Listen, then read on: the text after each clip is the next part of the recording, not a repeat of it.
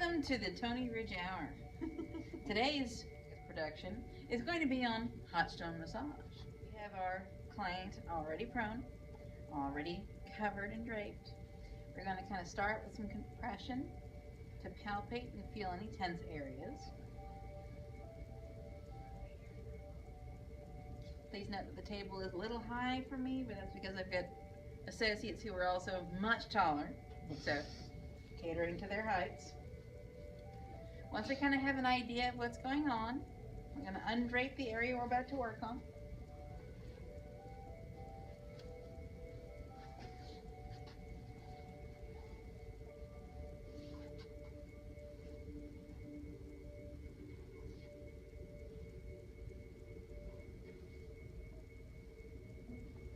And as with any massage, you don't necessarily have to start with lubricant. You can start with some compression and really use your body weight to kind of move things around, stretch, evaluate, assess even. What you're looking for are areas that don't move quite as easily or freely as the other areas that are hard where they should be soft, like muscles typically shouldn't feel like wood or stone. All right, if you find them, that's an area of concern. Little heat in those areas will actually loosen up those tissues and allow your massage to go much, much smoother. So the areas I'm feeling, he's got some areas right up in here, kind of at an off configuration. One's a little lower in the shoulder, one's a little higher, probably because he tends to stand on one side. And I'm feeling some issues over here around his SI joint. Okay, note no lubricant has been used thus far. So we're going to start with some stones, which our trusty handy dandy little thermometer is going to tell us is right around 110 degrees. Always check before handling. We're right at teetering at just above 110. In case you don't have one of these handy dandy little thermometers, a very good estimation is if you can put your hand in the water and it doesn't immediately turn beet red, like lobster type red, you know it's less than 110 degrees, because the temperature is around 115, 120. That's when skin starts to react to it. At 125, skin damage has occurred. So no lobster pinkish. We're at about 110 degrees. Usually with your hot stones, you're going to have a variety of sizes and shapes. The bigger and thicker they are, the more heat they will hold for the longer amount of time. Okay. What I'm going to do is this big old stone here. I'm going to use this, and I'm going to check the temperature on the back of his arm. This is one of the more sensitive areas on the body. Is that temperature okay for you? It's not too hot? That's good. I'm going to dry the stones off as I take them out. I'm going to place this stone right up here, right along his sacrum. I'm going to sit this over here on his sacrum. This is going to help loosen up the fascia, connective tissue, and muscles that are surrounding those wonderful SI joints that we love to work on. But they hate getting the work done because it's so tender. This is going to get the work done without that tenderness. And because I'm leaving it here, if I take my hands off of him, I'm still in contact with him because that stone does not move. I'll try another couple stones. If you're taking them out 2 at a time, try to make sure they are comparable in size and width, size and thickness, because otherwise you're going to have a little lopsided feel to it. Now, if they're dry, you can actually, is that temperature okay? Run them along the body. No lubricant is necessary. Again, what you're doing is you're incorporating them as part of your hands. And believe it or not, they will stop when the muscles won't let them go any further. Once again, you take your hands off slowly, you're still in contact because those stones are in place. The reason the stones stop, these tissues here are hypertonic, which means they're tight, bound up, and not quite as easily movable. As these stones glide, okay? As these stones glide over the tissues, If the tissue is not as easily mobile, it's going to put up some resistance. And you can kind of see, they don't have to be mirror images. They're going to hit the spots that need the care. Up here in the neck, I like to work that when they're face up, because that's a lot less likely for the stones to kind of fall off if they're laying on top of them. But at this point, those are all the hot spots that I kind of found before. So we're going to let those stones do their work by applying heat to those areas. I'm going to cover him up. I wouldn't recommend leaving the stones on any more than, say, 5-10 minutes, if that, because A, the stones are cooling as they're heating up the tissues, and B, that means you're not really doing a whole lot at the time, okay? And they like to kind of feel like you're working for their money. So we come over to the next part of the body.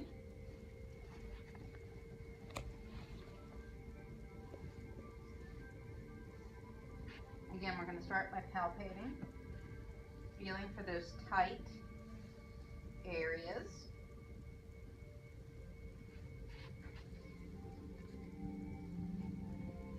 You've got some tightness right over in here. Inner thigh as well.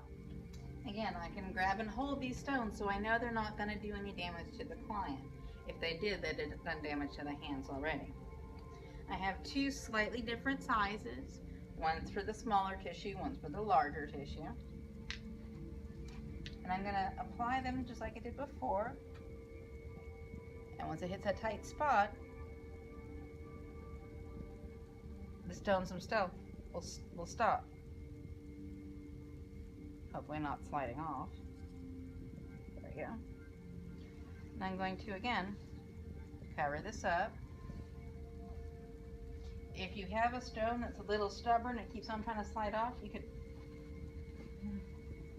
he's trying to slide off, you can always kind of tighten the linens around that body part to keep that stone in place. So are we leaving hot stones on our client? No, we're leaving warm stones on our client. And again, palpate, move things around. Right in the middle up here, and his hamstrings is tight. And again, and his calves are tight. The bigger the tissue, the bigger the stone. The smaller the tissue, the smaller the stone.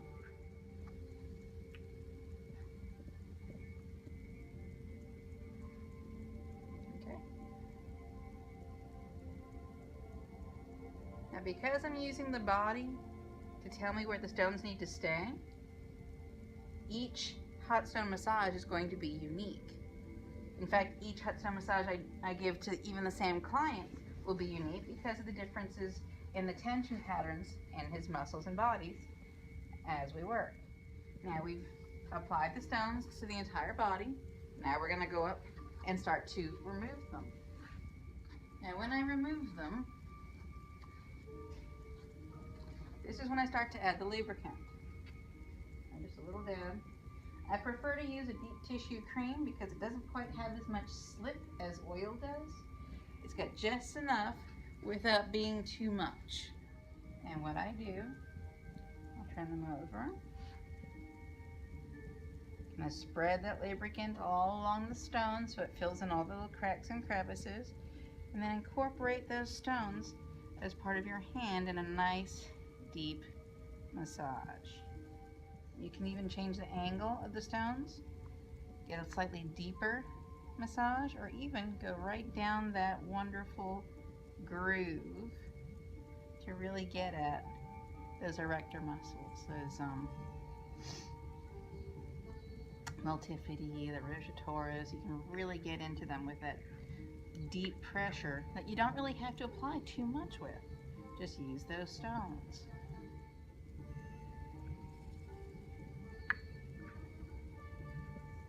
Once again, try to be smooth with your egress. Put the stones back in the water, which will heat them back up. Also kind of rinse off the lubricant. Hands on the next stones. Move them around, get the lubricant into the stone, all the cracks and the crevices. And then again, incorporate them as part of your hands.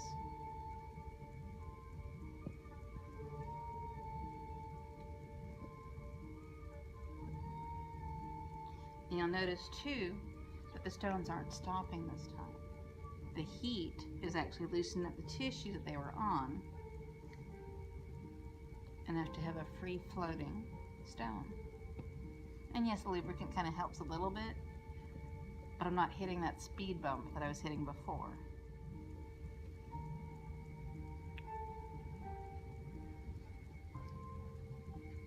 Again, back into the water. I'm just going to do a little bit of compression here onto this big stone. Thank you. Add a little bit of the lubricant here. Kind of let it melt into every crack and crevice.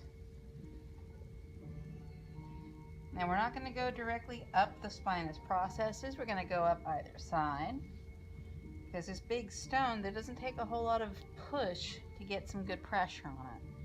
And you can actually use this into their bigger muscles, into their hip muscles.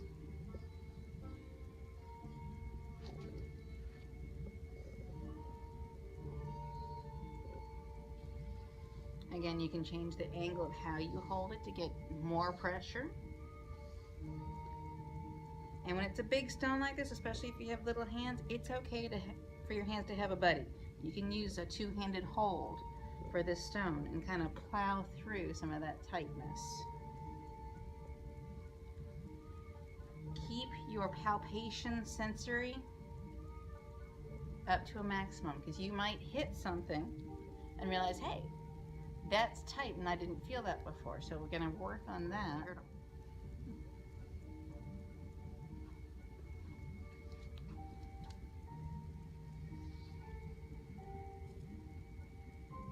I always try to take the stone off in a nice flowing movement so they don't feel like you've just abandoned them. And there's enough lubricant on here now that you can actually get some good effleurage in here and make nice to all these muscles that you just massage with the stones. Once you've made nice, cover them back up so it doesn't lose that nice hot, warm quality to the hot stone massage. And you're going to do the same thing all the other places where you put those stones on. So again, top the stones with a little bit of that cream there. Flip them over. Spread out that lubricant. And then incorporate them as part of your hands in some nice, flowing, effleurage type strokes. Now if you hit one of those tight spots, maybe it didn't loosen up quite enough, you can actually do a little stone petrissage, pushing up, manipulating those tissues, and then nice tension strokes, some effleurage to kind of loosen them up a little bit more.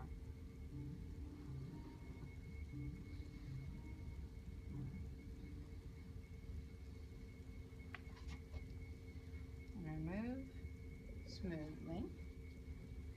Back into the water they go. A little bit of TLC to kind of round everything off. And you'll note I'm not going overboard with the lubricant here. There's really no need to. The stones themselves are actually smooth enough that they don't really need all that lubricant. As long as their surface is coated, you're not going to pull skin, you're not going to pull hair, you're not going to do any damage. Oof. A little bit of petrissage in here.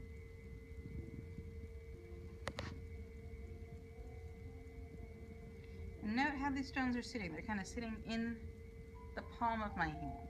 And I'm using them just kind of like an extension of my palms.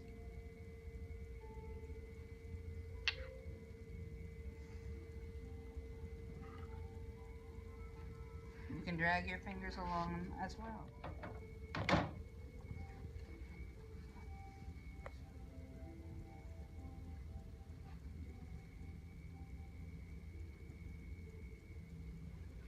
Effleurage to make nice. And that's the posterior of the body. From here, we're going to help our client flip over. Once the client is in the supine position, we're going to do something very special. You're going to have your arm out here.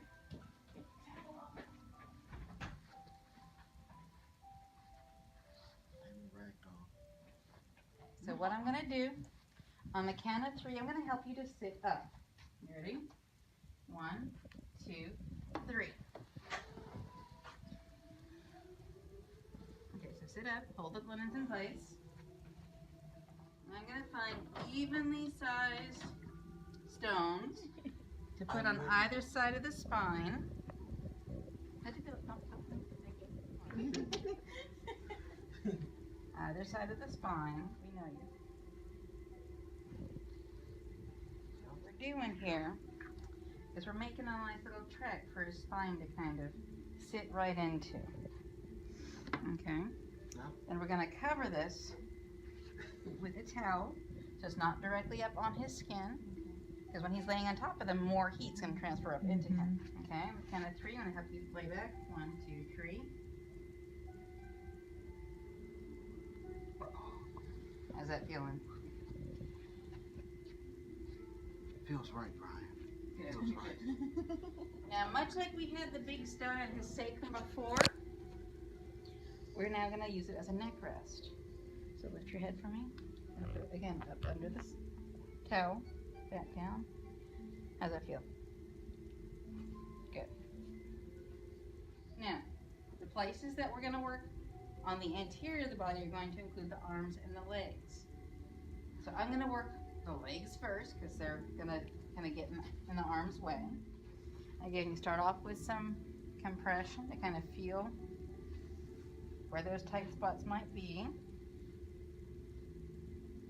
Again, big stone for big muscles. You can slide it up. Once you get to that tense spot, the stone wants to stop.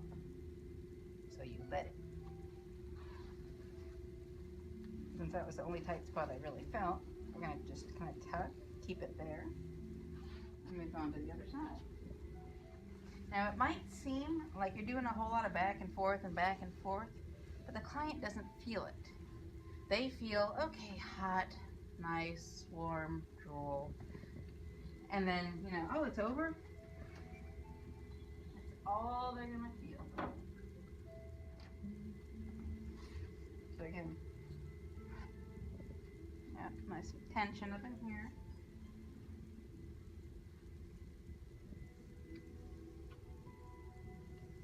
And typically on the anterior side, you wouldn't really get anything at the tibia.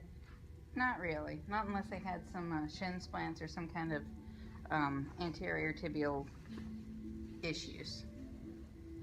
Again, tuck, hold it in place, cover up. Now, for the arms, we already have them undraped, so we're going to kind of feel in the areas that you typically find tension. Usually, for a lot of people, it's right up in here at the anterior portion of that shoulder girdle, right up in the anterior deltoid, the pectoralis, where all those muscles kind of come to roost.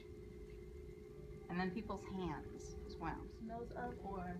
In the state of Alabama, breast massage is illegal, pectoral massage is not. So, the differentiation is if there's a whole lot of breast mass, don't massage that. And then I'm going to have you hold on to that.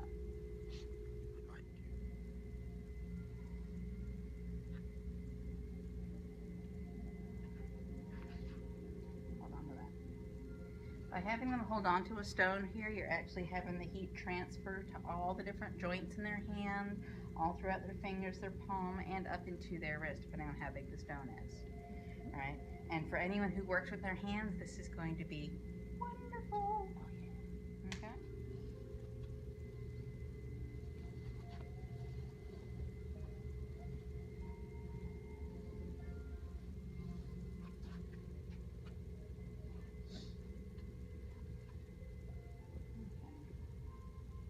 Once again, just going to lightly coat the stone, turn it over.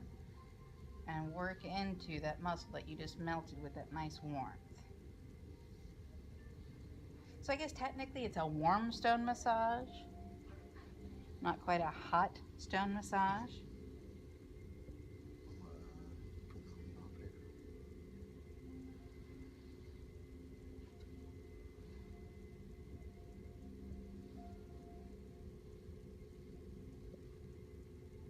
Again, you can change the angle to change the depth and the pressure that you're applying. You okay? Too much? You can even bring it down to the other muscles.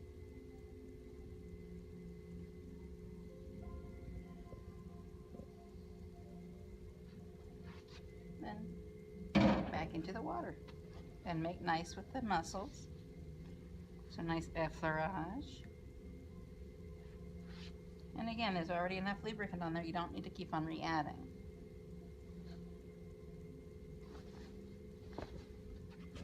Now, if he was really, really hairy, you might add a little bit, but that's not the case here.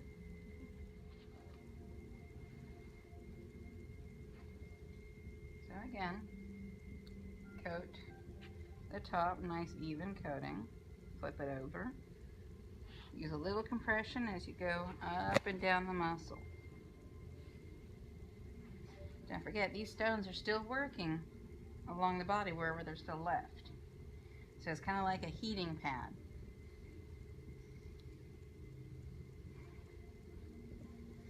Because we're heating their body throughout the entire treatment, you want to encourage them to drink plenty of cool water afterwards so that they're not too terribly dehydrated and sore. Now, as the therapist, you're not really working a whole lot. I mean, I'm not really putting a whole lot of effort into this, yet he's getting a good, firm massage. Now, in your practice, normally the lights will be nice and low, you have some good music going on. So at this point, your client's pretty much out. And you can even go into pectorals with the stone here. Now, if you're at all squeamish about, breast tissue in here, you can just use the stone as a tool. Use the back of your hand and really get in there. Okay. That will be the area right there. Oh yeah, that's very tight on a lot of people, especially folks that do driving for a living or work on a computer.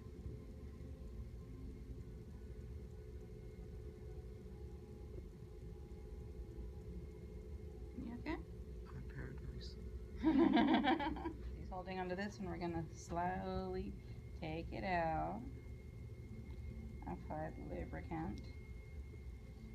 And hold the hand in place. Okay, so it's okay to do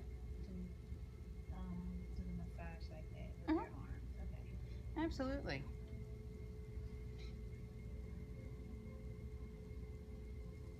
Technically, as massage therapists, we can use our hands, our arms, their bodies, tools, anything but nether regions. I know some of my clients like to rest like that when they're in the supine position. And then, of course, another little bit of TLC. And if you don't happen to hit every angle, that's okay, because this is not an every angle massage. This is a hot stone massage. It's more relaxing, kind of spiritual in nature, kind of reconnecting people with the earth, reconnecting them with themselves sometimes. So it's okay if you don't quite get all of the back, all of the inside. As long as you're getting a majority of it, they feel like they've been taken care of, you're good. Use that stone to get into those pectorals. You can put it on its side so you can kind of work in there.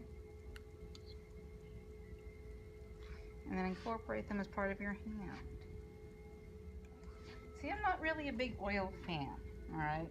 Reason is I've got very sensitive skin, not so much like allergic sensitive, but if it's oily and greasy, I don't like it. And the cream and the lotion tend to absorb a whole lot better, leave you a lot less greasy feeling. Now in this case here, the lotion is going to be too soupy. Okay, it's going to already have melt on it before you even put it to the stone. So the deep tissue cream, to me, has a better feel.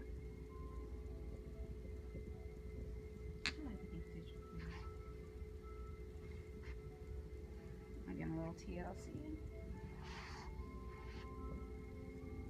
Especially to them working hands.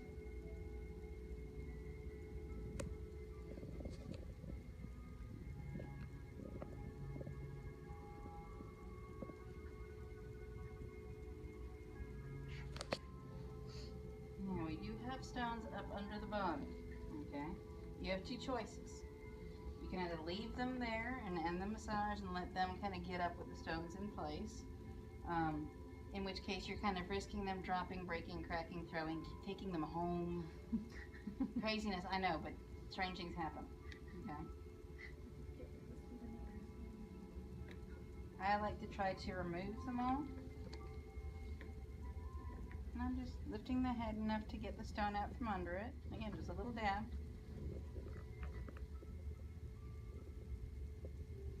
Get into some nice shoulder massage, and there's another pair of stones that you can then incorporate into your neck massage.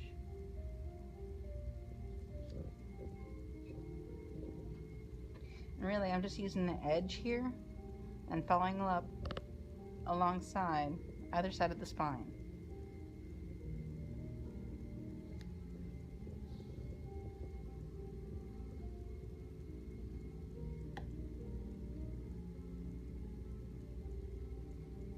Now, hot stones, I don't recommend putting them on the face.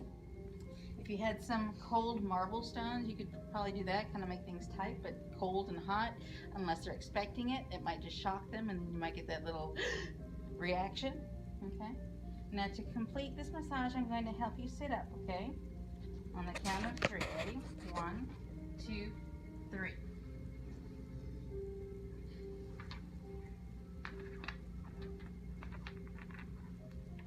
Okay, I'm going to help you lay down. Ready? 1, 2, 3. Help support the neck especially. And then you're going to let your client know, now this is going to conclude your massage.